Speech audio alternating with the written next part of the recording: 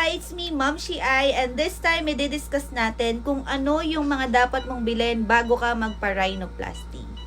Ayan, so nandito na sa tabi ko yung mga kailangan gamitin. Una, kailangan mo ng applicator stick. Ayan. Ito siya. Ito yung itsura niya. Pinaka-importante ito lalo na pag naglilinis tayo ng nose.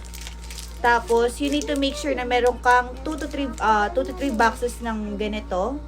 And, ayan. Kapag naglilinis tayo, lalo na pag fresh pa yung sugat or kakatapos na ng surgery, pag nilagyan natin siya ng panlinis, ganyan, itap mo lang siyang ganyan. Tapos, baliktarin mo, ganon. Then, itapon mo na. We need to make sure na iwas tayo sa infection, lalo na pagka-fresh itong wounds natin. Dahil ayaw naman natin bumalik ulit kay doc dahil sa na-infection yung wound dahil nga sa bacteria. Ayan, na ito applicator stick. Next naman, meron din ako nitong ito, gasa. Ito, hindi natin siya masyadong magagamit kasi ginagamit lang natin to kapag lalabas tayo. Kasi ang ginagawa natin, itutupi natin siya, tapos ilalagay natin dito para lang makover yung wound. Pero pag nasa bahay ka, huwag ka na magganito kasi para naka-expose yung sugat at mas mabilis gumaling. Yan, ginagamit lang natin to pag after ng surgery at lalabas tayo. So, ayan, ito. Bumili ka lang ng mga siguro dalawa. Next naman, itong hydrogen peroxide. Ang laki nung nabili ko. Halos puno pa siya. Konti lang kasi nagamit ko. Bili mo na rin maliit para mas makatipid ka pa and maka-less expenses. Gagamitin lang natin to sa ika-first and second day para sa mga natuyong dugo. Wag tayo masyadong gumamit nito kasi napapalambot niya yung sugat.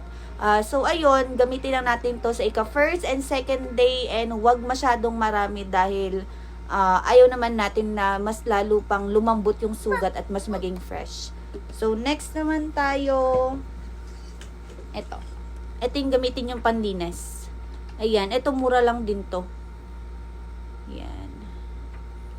Ba to? Sodium chloride. Ayan. Ito yung ginagamit ko hanggang ngayon kahit na medyo magaling na. Ito yung pinanilinis ko. Ayan. Inject ko lang siya dito sa ating sterile cotton buds. Ayan. Meron din ako nito, nasal spray. Ito yung ginagamit ko. And, syempre, ka na rin ng Neosep para pag may sipon ka. Ito, ginagamit lang to kapag meron kang sipon and barado nga yung ilong mo. 3 to 5 spray lang kung meron kang sipon. Ay, palalabasin niya talaga yung mga sipon mo dahil tutulo talaga. Kaya, ito, importante ito. Mag-stock tayo ng ganito. Bumili ka na siguro ng dalawa. Para at least meron kang stock kapag naubos to. Ito, binigay to ni Doc. Naman, ito. Meron akong arnica. Ito para sa mga bruises to. Ako, ang dami pa niyan laman. Ako kasi hindi ako masyado nagpasa-pasa after surgery. Kaya hindi ko siya masyado nagamit. Pero bumili ka nito just to make sure lang na meron ka kapag ka after surgery, ang dami mong pasa, tas sobra kang maga.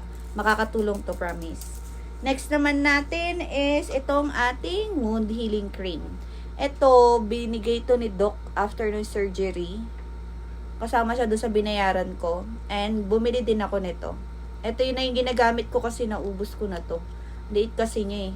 Tapos medyo pricey siya. Ito 500 plus lang. Ang tagal mo nang magagamit. Next naman ay para sa ating scars.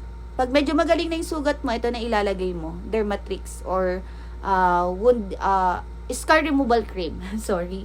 Ayan. Pagka ganyan, ilagay mo siya dyan sa mga scar na yan para habang gumagaling ka, nawawala na yung mga pinagalingan ng tahe. And effective naman siya. Medyo malamig din. Medyo malamig din sa pakaramdam to. Ayan, bumili din ako nitong tape para sa nose taping. And ito, nagamit ko to nung naglalagay pa ako ng gasa. Kasi kailangan na mas malaki para at least minsan na siya nakaganon. Hindi ka na mag-ano ng mas maliliit. Ito ginagamit to sa nose taping. Susunod naman, itong ating panlinis ng face.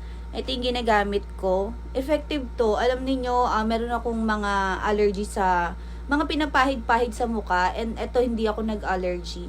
Ito, marirecommend kong bilhin ninyo to kasi mas nag-clear yung aking skin. And wala talaga akong mga tigyawat.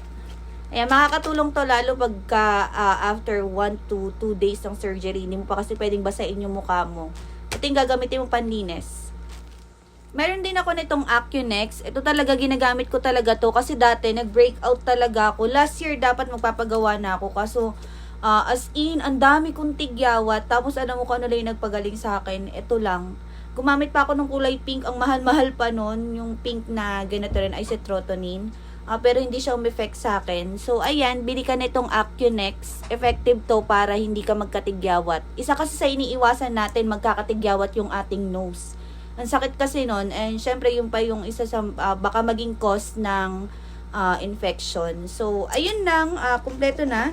Na-discuss ko na lahat yung mga kailangan mong bilhin. Kasi yung antibiotic at saka yung pain reliever mo, yung doctor mo na mismo yung magre-reseta sa'yo nun. So, yun lang yung mga kailangan mong i-prepare. Yung pinaka-importante talaga, pag medyo okay ka na, itong applicator sticks and itong ating panlinis. Siyempre, kung ayaw nating magkaroon ng mga matira yung mga scar natin dyan, Dermatrix. Mag-stock ka na ng dalawa nito. May nakalimutan akong i-add. Ayan, kailangan din para natin na ice bag and bumili ka na rin ng maraming vitamin C, pineapple juice, Yakult, and ano pa ba? Ayun lang, so far. Yun na yung mga kailangan. And don't forget kapag magpaparhinoplasty ka, dapat hindi lang yung surgery money mo yung meron ka, dapat meron ka pa ring extra. Kasi hindi lang naman yun yung gagastusin mo. Kasi after surgery, babalik ka pa doon for suture removal. Another expenses na naman yun for travel or kung mag-hotel ka pa, ganyan. Kaya you need to make sure na bago ka magpagawa, meron kang extra pera. So, ayun lang. Thanks for watching this video. Don't forget to like and subscribe. And tignan nyo pa yung mga iba kong ginawang video about this rhinoplasty. Doon masasagot yung mga ibang questions nyo. So, yun lang. Thanks for watching.